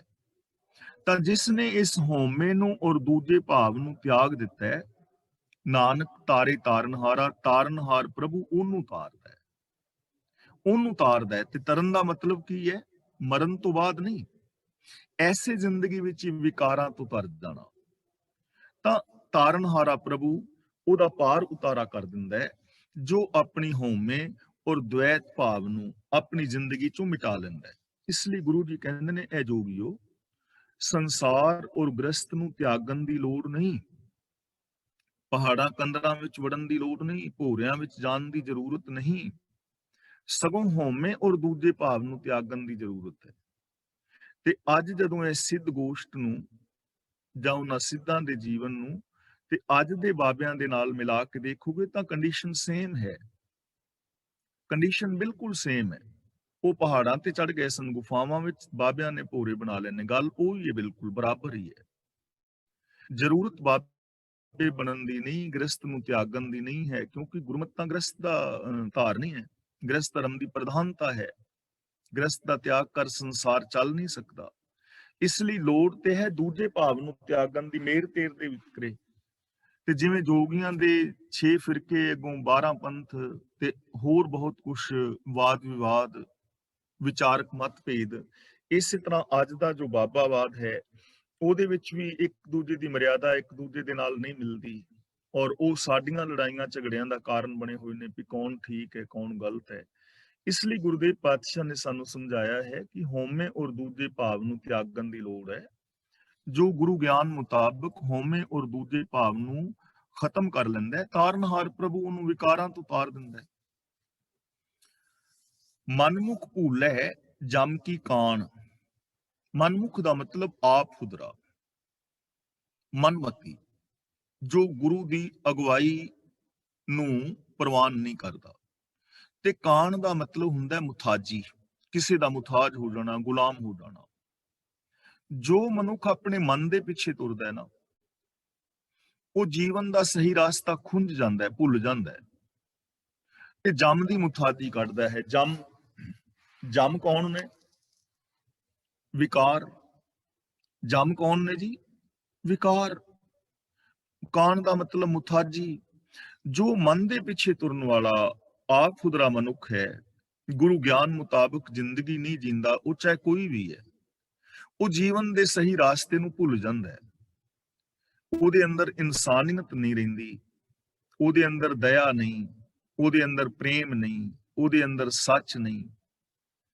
ਉਹ ਜਮਾਂ ਦੀ ਮੁਥਾਜੀ ਕੱਢ ਰਿਹਾ ਹੈ, ਜਮਾਂ ਦੇ ਵਸ ਵਿੱਚ ਪਿਆ ਹੋਇਆ ਹੈ। ਈਰਖਾ, ਦਵੇਸ਼, ਵੈਰ, ਵਿਰੋਧ। ਇਹ ਨਹੀਂ ਕਿ ਮਰਨ ਤੋਂ ਬਾਅਦ ਉਹ ਜਮਾਂ ਦੇ ਵਸ ਪਵੇਗਾ, ਮਰਨ ਤੋਂ ਬਾਅਦ ਦੀ ਗੱਲ ਨਹੀਂ, ਐਸੇ ਜ਼ਿੰਦਗੀ ਵਿੱਚ ਆਤਮਕ ਮੌਤ ਤੇ ਮਰਿਆ ਹੋਇਆ ਹੈ ਉਹ ਬੰਦਾ, ਵਿਕਾਰਾਂ ਦੇ ਵਿੱਚ ਫਸਿਆ ਹੋਇਆ ਹੈ ਉਹ ਬੰਦਾ, ਅੰਦਰੋਂ ਹੋਰ ਤੇ ਬਾਹਰੋਂ ਹੋਰ ਹੈ। ਉਹ ਇਨਸਾਨੀਅਤ ਉਹਦੇ ਅੰਦਰੋਂ ਮਰ ਚੁੱਕੀ ਹੈ, ਜਿਹਨੂੰ ਗੁਰੂ ਜੀ ਕਹਿੰਦੇ ਨੇ ਨਰੂ ਮਰੈ ਨਰ ਕਾਮ ਨਾ ਆਵੇ, ਪਸ਼ੂ ਮਰੈ ਦਸ ਕਾਜ ਸਵਾਰੈ। ਨਰੂ ਦਾ ਮਤਲਬ ਇਨਸਾਨੀਅਤ। ਜਦੋਂ ਇਨਸਾਨੀਅਤ ਮਰ ਜਾਂਦੀ ਹੈ ਤਾਂ ਉਹ ਬੰਦਾ ਕਿਸੇ ਦੇ ਕੰਮ ਨਹੀਂ ਆਉਂਦਾ। ਪਸ਼ੂ ਮਰੈ, ਜਦੋਂ ਕਿਸੇ ਦੇ ਅੰਦਰੋਂ ਪਸ਼ੂਪੁਣਾ ਮਰਦਾ ਹੈ ਤਾਂ ਉਹ ਬੰਦਾ ਲੋਕਾਂ ਦੇ ਕਈ ਕਾਰਜ ਸਵਾਰਦਾ ਹੈ।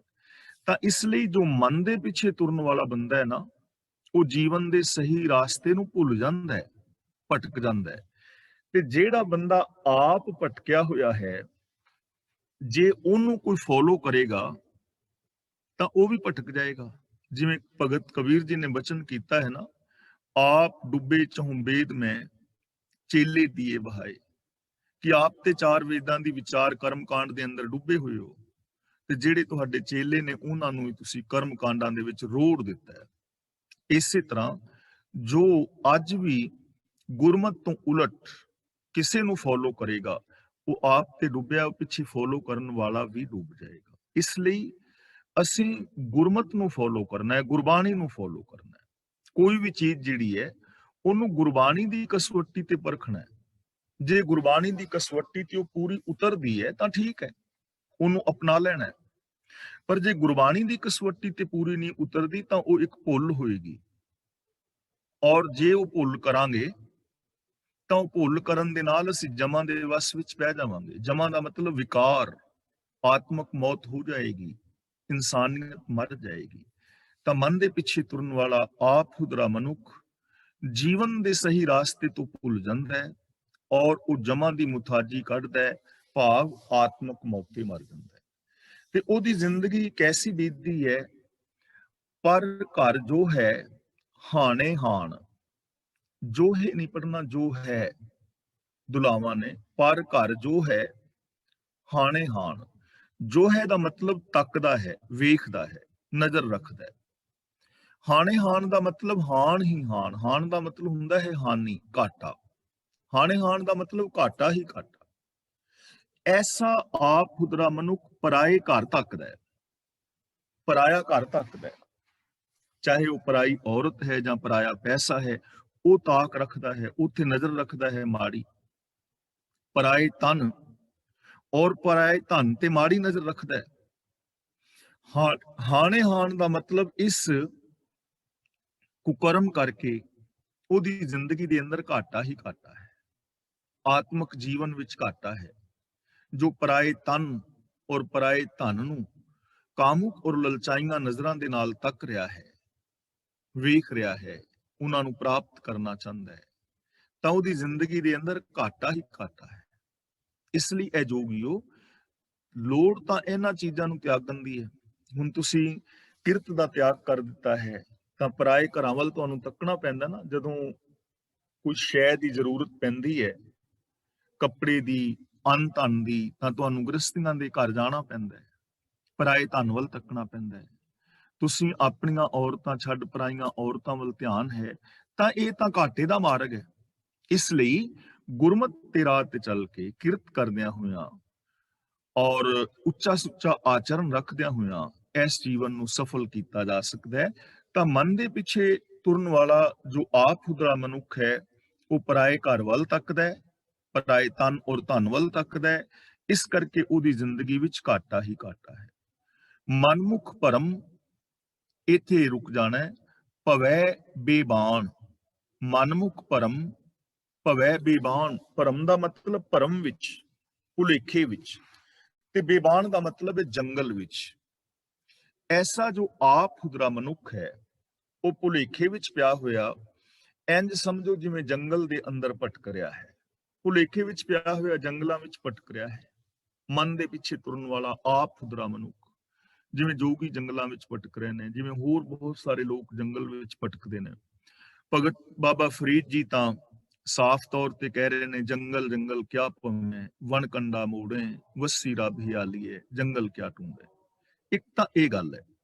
ਦੂਜੀ ਇਹ ਹੈ ਕਿ ਮਨ ਦੇ ਪਿੱਛੇ ਤੁਰਨ ਵਾਲਾ ਬੰਦਾ ਇਸ ਸੰਸਾਰ ਦੇ ਅੰਦਰ ਜ਼ਿੰਦਗੀ ਜੀਂਦਾ ਵੀ ਇੰਜ ਜਿਵੇਂ ਜੰਗਲ ਵਿੱਚ ਭਟਕ ਰਿਹਾ ਹੋਵੇ। ਜੰਗਲ ਦੇ ਅੰਦਰ ਭਟਕ ਰਹੇ ਮਨੁੱਖ ਨੂੰ ਡਰ ਹੈ ਨਾ ਖਤਰਨਾਕ ਜੰਗਲੀ ਜਾਨਵਰਾਂ ਦਾ। ਉਹਨੇ ਆਪਣੇ ਇਸ ਜੀਵਨ ਨੂੰ ਜੰਗਲ ਬਣਾ ਲਿਆ। ਇੱਥੇ ਉਹਨੇ ਕਾਮ, ਕ੍ਰੋਧ, ਲੋਭ, ਮੋਹ, ਹੰਕਾਰ ਆਦਿਕ ਪੈਦਾ ਕਰ ਲੈਣਾ। ਮਨੁੱਖ ਦਾ ਜੋ ਜੀਵਨ ਹੈ ਉਹ ਬੇਤਰਤੀਬੀ ਵਾਲਾ ਜੀਵਨ ਹੈ, ਤੇ ਜੰਗਲਾਂ ਦੇ ਅੰਦਰ ਬੇਤਰਤੀਬੀ ਹੁੰਦੀ ਹੈ। ਇਸੇ ਕਰਕੇ ਉਹ ਜੰਗਲ ਬਣ ਜਾਂਦੇ ਨੇ। ਨਹੀਂ ਤੇ ਹੈ ਤੇ ਉੱਥੇ ਵੀ ਰੁੱਖ ਦਰਖਤ ਨੇ, ਬਾਗ ਵਿੱਚ ਵੀ ਰੁੱਖ ਦਰਖਤ ਨੇ। ਬਾਗ ਸੋਹਣਾ ਇਸ ਕਰਕੇ ਹੈ ਕਿ ਉੱਥੇ ਤਰਤੀਬ ਹੈ। ਜੰਗਲ ਡਰਾਵਣਾ ਇਸ ਕਰਕੇ ਹੈ ਕਿ ਬੇਤਰਤੀਬੀ ਹੈ। ਤਾਂ ਜਿਹੜਾ ਮਨ ਦੇ ਪਿੱਛੇ ਤੁਰਨ ਵਾਲਾ ਬੰਦਾ ਹੈ ਨਾ, ਉਹਦੀ ਜ਼ਿੰਦਗੀ ਬੇਤਰਤੀਬੀ ਹੈ, ਤੇ ਬੇਤਰਤੀਬੀ ਕਰਕੇ ਉਹਦਾ ਜੀਵਨ ਜੰਗਲ ਹੀ ਬਣਿਆ ਹੋਇਆ ਹੈ। ਤੇ ਜੰਗਲ ਦੇ ਅੰਦਰ ਭਟਕਣ ਵਾਲੇ ਮਨੁੱਖ ਦੀ ਤਰ੍ਹਾਂ ਉਹ ਦੁਖੀ ਹੋ ਰਿਹਾ ਹੈ। ਇਸ ਲਈ ਸਾਨੂੰ ਜ਼ਰੂਰਤ ਹੈ ਕਿ ਅਸੀਂ ਗੁਰਮਤ ਆਸ਼ੇ ਅਨੁਸਾਰ ਜ਼ਿੰਦਗੀ ਜੀ ਕੇ ਆਪਣੇ ਜੀਵਨ ਨੂੰ ਸਫਲ ਔਰ ਸੁਚੱਜਾ ਕਰਨ ਦਾ ਯਤਨ ਕਰੀਏ।